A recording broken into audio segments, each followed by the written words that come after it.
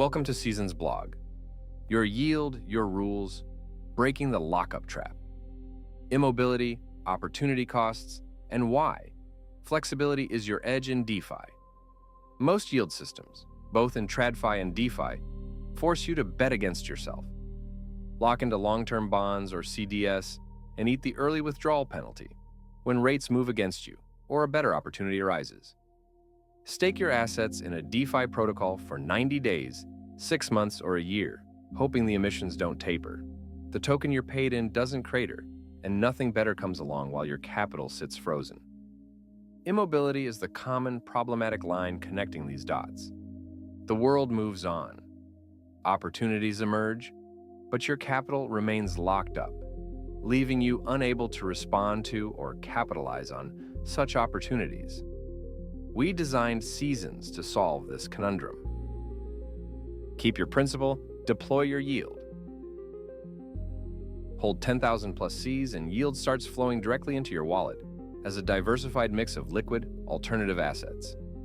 Not in Cs, you're free to use these assets however you like, whenever you like. Swap them for stablecoins. Redeploy them into another protocol.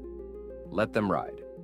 The point is, you retain full control over the assets distributed to you, while your principal, the 10K plus Cs holding that qualifies you as a node, remains intact, continuously generating more yield in any market condition.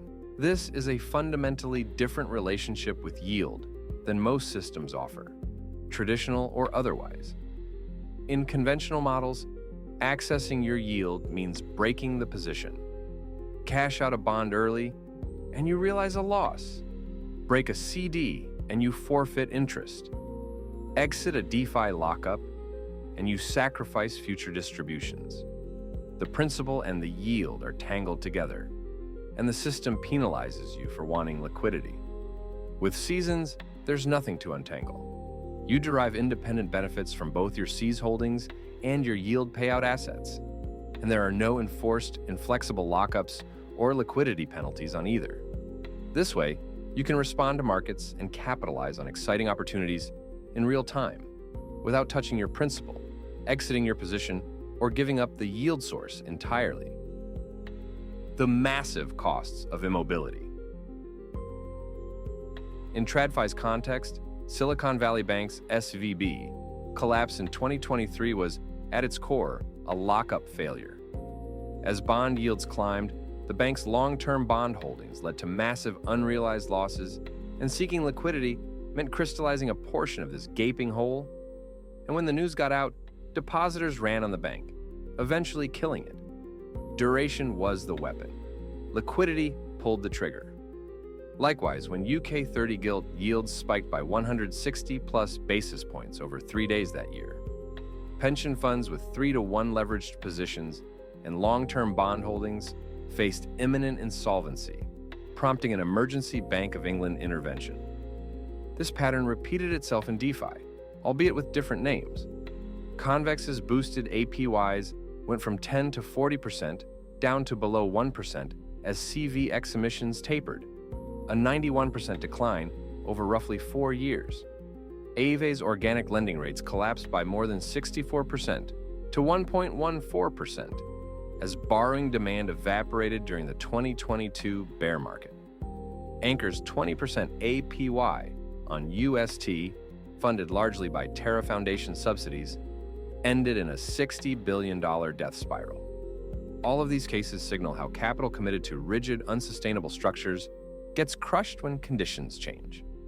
And whether you read Heraclitus or just spend a lot of time on crypto Twitter, you'll know that conditions always change. Compounding without captivity. There's a subtle yet crucial difference between compounding and captivity. Long-term instruments, whether in TradFi or DeFi, often pitch lockups as compound your rewards automatically. But what they really describe is the removal of your ability to choose.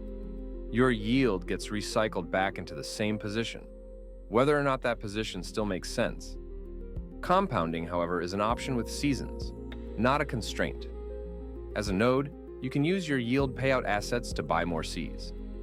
This increases your node weight, so you earn more yield, which is compounding. You can, nevertheless, also choose to do something else with your yield assets.